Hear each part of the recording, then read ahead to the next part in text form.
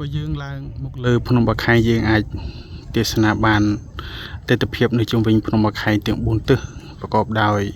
ទេសនីយភាពជាទីចាប់អារម្មណ៍និងលំហែដ៏អស្ចារ្យសម្រាប់ដួងចិត្តអស់លោកអ្នកដែលមានការហត់នឿយជាមួយនឹងការរស់នៅប្រចាំថ្ងៃទាក់ទងនឹងការបំពេញការងារលោកអ្នកអញ្ជើញជ្រើសយកទៅដៅប្រាសាទភ្នំបាខែងដើម្បីធ្វើជាទីលំហែបាទនេះគឺជាទិដ្ឋភាពនៅទីខាងត្បូងដែលយើងថតពីលើភ្នំបាខែងទៅគឺយើងអាចមើលឃើញប្រាសាទភ្នំក្រោមនិងសម្រស់នៃខេត្តសៀមរាបទាំងមូលបានហើយ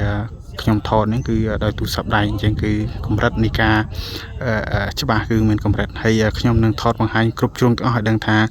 នៅលើភ្នំបាខែងគឺយើងមានទិដ្ឋភាពសម្រស់គឺជ្រុងមួយមានទិដ្ឋភាពសម្រស់មួយជ្រុងមួយទិដ្ឋភាពមួយអញ្ចឹងគឺសូមអញ្ជើញទៅទស្សនានៅជ្រុងខាងកើតជាងខាងត្បូងបាទជ្រុងអាគ្នេយ៍បាទនៅជ្រុងអាគ្នេយ៍គឺមានទិដ្ឋភាពពិសេសនិងអស្ចារ្យជាងបំផុតដោយសារតែយើងអាចមើលឃើញប្រាង្គប្រាសាទទាំងអស់របស់ប្រាសាទអង្គរវត្តពីលើកំពូលភ្នំបាខែងដែលកន្លងមកគឺយើងតែងឃើញរូបភាពបែកធ្លាយមួយចំនួនតាមពិតគឺគេថតចេញពីកំពូលភ្នំបាខែងជាងគឺទិដ្ឋភាពនេះគឺបាទជាងឃើញថាប្រាសាទសិលាគឺផុសនៅកណ្ដាលព្រៃហើយអមពីក្រោយគឺជាទិដ្ឋភាពរបស់ខេត្តសៀមរាបទាំងមូលឥឡូវគឺយើងត្រឡប់ទៅទិសខាងជើងនៃប្រាសាទភ្នំបាខែងនៅជ្រុងខាងជើងប្រាសាទភ្នំបាខែងគឺយើងអាចទេសនាឃើញជួរភ្នំដ៏វែងនៃលាតត្រដឹងលាតសន្ធឹងពីផ្នែកខាងកើតរហូតដល់ផ្នែកខាងជើងគឺជាជួរភ្នំគូលែនហើយនេះគឺជាជួរភ្នំមួយដែលមានការទាក់ទងទៅនឹងរឿងរ៉ាវប្រវត្តិសាស្ត្រផងដែរហើយនេះគឺជាជួរភ្នំកលែនភ្នំក្បាលស្ពានភ្នំអីជាច្រើនខាងនេះគឺយើងអាចមើលឃើញភ្នំនិងព្រៃប្រាសាទដ៏ខៀវស្រងាត់បើសិនមកយើងមកពេលព្រឹកគឺ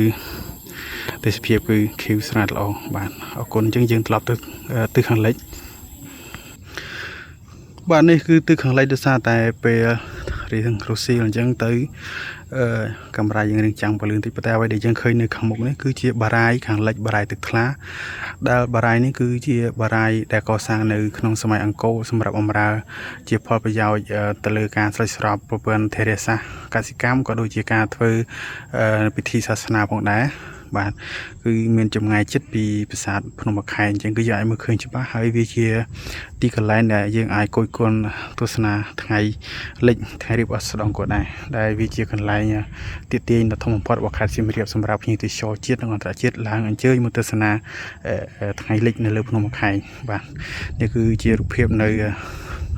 ជាងខាងត្បូងជាងខាងលិចបាទឥឡូវយើងបាទមកជុំវិញប្រាសាទភ្នំបាខែងគឺស្ទើរជាកន្លែងដែលគួរឲ្យទាក់ទាញបាទគ្រប់ទិសទាំងអស់តែម្ដងអញ្ចឹងគឺថាសូមអញ្ជើញបងប្អូនខ្មែរជាជនរួមជាតិទាំងអស់អាចshare វីដេអូចែករំលែកដល់បងប្អូនយើងដែលចង់មកទស្សនាប្រាសាទភ្នំបាខែងក៏ដូចជាទេសភាពដើម្បីជាការសិក្សាស្រាវជ្រាវ